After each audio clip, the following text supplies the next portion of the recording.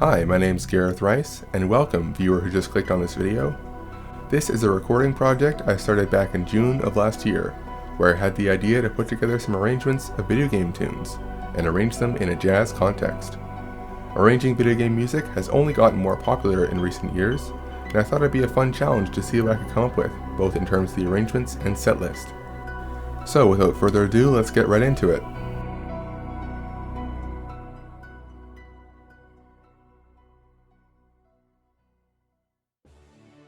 First off, here's a tune from The Legend of Zelda: The Wind Waker called Dragon Roost Island. It was composed by Kenta Nagata and was originally featured on the Nintendo GameCube back in 2003. Wind Waker got a lot of overblown criticism for its cel-shaded cartoony art style back when it first came out, but now it's regarded as one of the best games in the franchise. Dragon Roost Island has always been one of my favorite Zelda tunes, and I've always really liked the rustic folk vibe of the soundtrack. So I really wanted to focus in on that element with the various percussion instruments and the mallets taking the melody. This is Dragon Roost Island, and it features Liam Allen on bass.